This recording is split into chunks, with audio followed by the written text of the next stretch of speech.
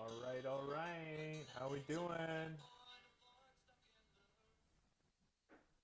How we doing, guys, girls, everybody who's watching? It's 4:15 Thursday, April 14th.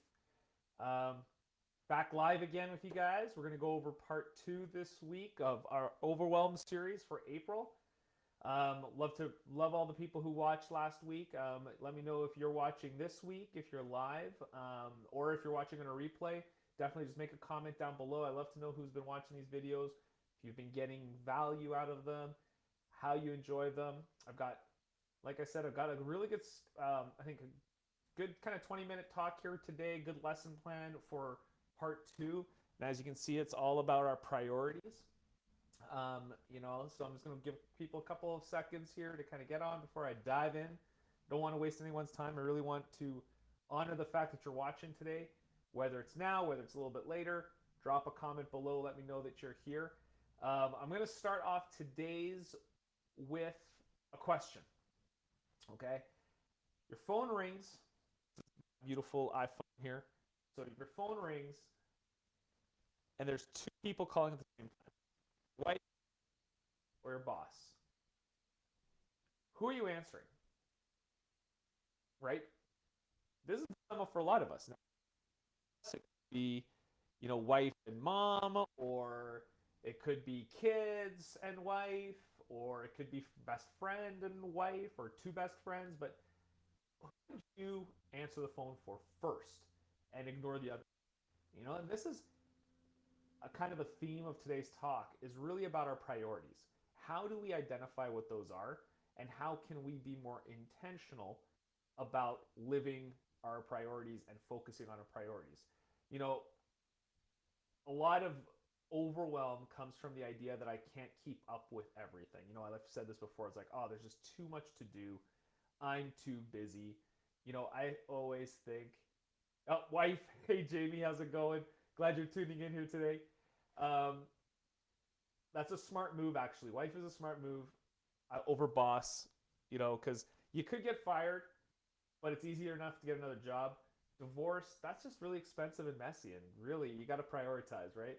Um, so when I talk to people most of the time, the first thing on their face is like, everything's good, just really busy, right? And that is such an overused term, but I think we all feel busy, right? We all feel like we're running around and we can never get caught up, right? And that's where overwhelm kind of starts. It's how it gets its like hooks into us. And realistically, I always said the first thing that we have to identify are our priorities, which is why I kind of put it as our lesson number one, in overcoming overwhelm.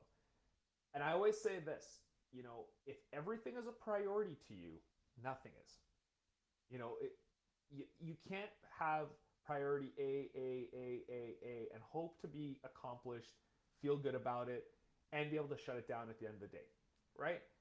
You know, I am a perfect example of the victim of that, right? Um, yeah, exactly, Jamie. Like you're 100% right. When we're busy, we're saying that because we don't want to make something a priority. And I kind of covered it a little bit last week where I said that if someone's too busy to do something, it's not a priority for them, right? You would never be too busy to take your kid to the hospital. You would never be too busy, if your parents called you and there was an emergency. You're never too busy for the real important things.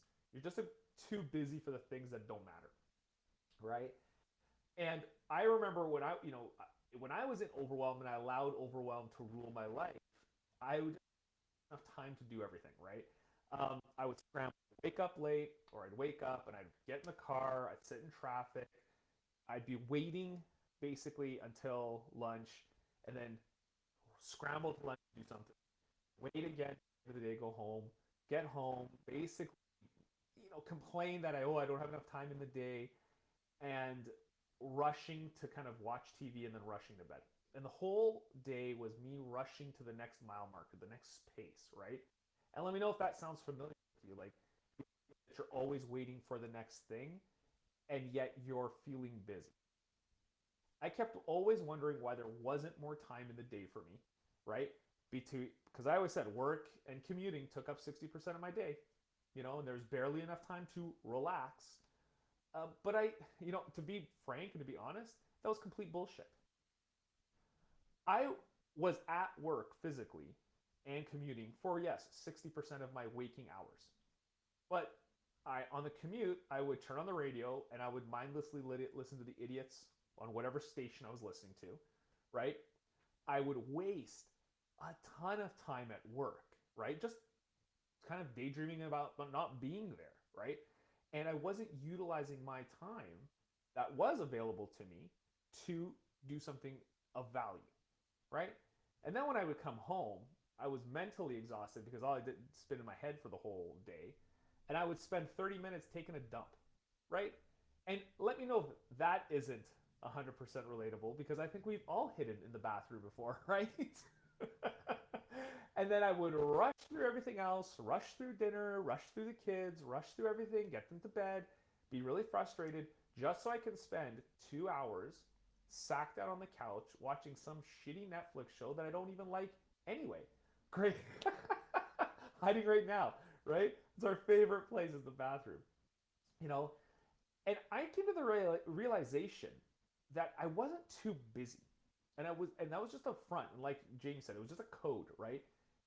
I was basically wasting the hours of my day and not doing anything of value with them, right? And instead of actually changing and acknowledging this, I would just complain and blame. And I think we all do that when we're feeling overwhelmed. Because the idea of doing anything additional, anything above and beyond what we're currently doing is so frightful that we'll just sit in it and complain and blame the things around us, the circumstances around us, right? And, and for those of you who think, no, I'm different, that I'm really busy, you're full of shit too. Because you can find time to do anything you want to do, right? So, welcome to the club. You're that unique sunflower. I'm going to tell you you're not. You're just part of the tribe, and we all feel the exact same way, right? And if you've ever say, someday it'll be different, or some version of that, like, oh, once I retire, then I'll get to chill out. Once I get to my vacation, then I'm going to chill out, right? Guess what? You're part of this tribe. You are here.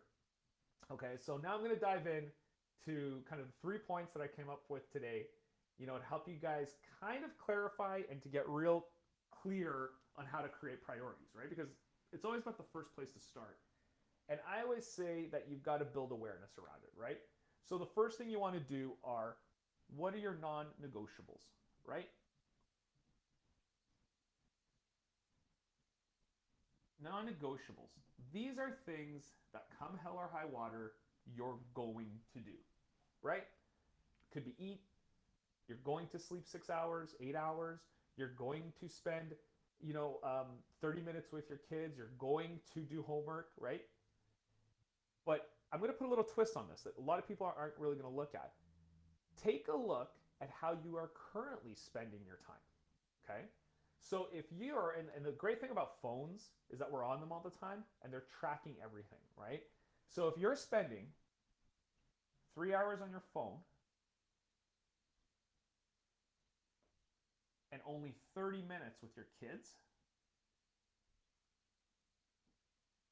take a wild guess what your priority really is, right? Take a guess. Your priority is the phone.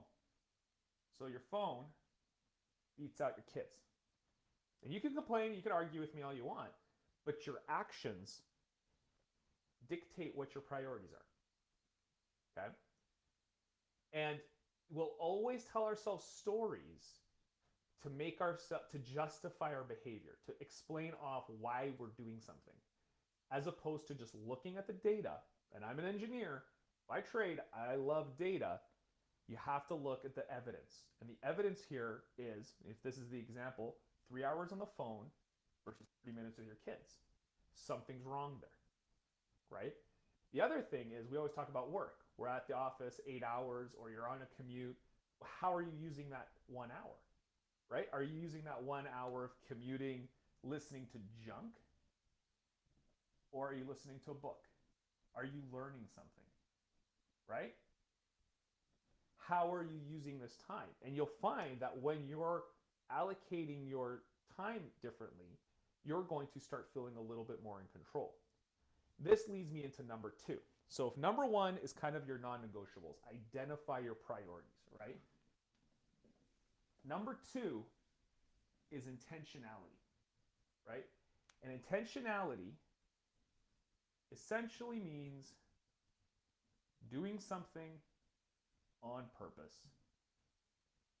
It's just a fancier, more, more West Coast way of saying on purpose, right?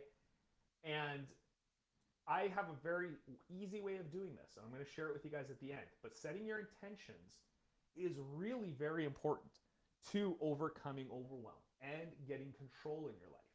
Because when you set an intention, you can then go back, and this is where the second part is very important, to check what you've done, right? So in the morning, right, you have an intention of doing something, and the question you ask yourself is, did I do it? Right? And you can answer that question, did I do it? Right? What is pulling you away from doing the things you're intending to do? Right? That brings the awareness piece. And I always teach on awareness. Awareness is the first part of change. You can't change something if you don't know what's the real obstacle. And by doing this, you're really going to start seeing it. What am I planning on doing? What did I actually do? Right? And that will lead me now to the third point.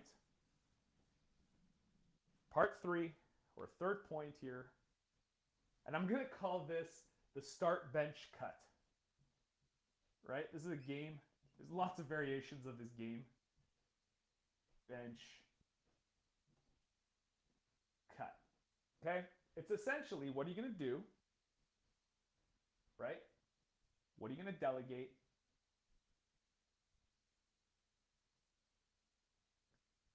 Right? And what are you going to delete? And this is a really great rule of thumb to operate your life. Once you start to see what your priorities are, and once you start to see what is it that you are responsible for, you can focus so much more of your attention to this, the doing of things that matter, right? And then the get rid of things that don't matter to you. That's why everyone's so busy to do their stuff. That's why they're asking you for things. And then there's the get rid of it. You don't have to do everything, right? I brought that up last week, because there are certain things that you can just say no to, right? I'll dive into that a little bit next week. But for this week, I really want you to focus on the 3 things that I talked about today. One is identifying what you're currently doing and what your intentions are, right? What your priorities are, how you act, what do you want your intentions to be, right? And then actually going and doing them, right? So it's figure out what your number 1 priorities are, your non-negotiables, set your intentions daily, do it, delegate it or delete it. Start it, bench it, or cut it. And that kind of leads me to my quick action, my quick thing for you guys this week on what to implement. So I challenge everybody right now, and it's very easy. If you feel overwhelmed, this is the best place to start. I want you to start every morning by setting out one intention. Just one. One thing you're going to do. Okay? An aspirational thing that's going to make your life better. If you do it, great. Check in at the end of the day and say, yeah, I did it. And how do you feel? Check in with how do you feel? Does it align with your priorities? If you didn't get it done, ask yourself what got in the way. Okay? And weigh those things between what the priorities are. If something else got in the way, either it really is a priority that needs to be moved up higher, or you need to question yourself on your decision making. But it's the first piece. It's the awareness piece. So that's it. Short and sweet today, guys. I really just want 3 concepts. Again, non-negotiables. Figure out where your priorities are by what you do. Not what you think you do, what you actually do. And then purposefully, intentionally do what you want to do. Okay? And then at the end, start doing some filtering. Do it, delegate or delete it, start bench, cut some of those things that are in your life, and let me know how it goes. Okay? If you guys want to talk about this further, if this piqued your interest, if this is something that you want to dive into, I have a program that can help. Again, I work with people to clear up these kind of stories, this kind of sitting in the mire, just wallowing. A lot of people want to do it themselves. That's what this is for. Go try it out. But if you're tired of trying to do it yourself, if you're tired of spinning your wheels, book a call with me. I'd love to just sit down, see where you're at, see if the program works for you, see if I can help you, right? Because I believe I can. I believe that if you're sitting in overwhelm, I can get you out of it faster than if you do it yourself.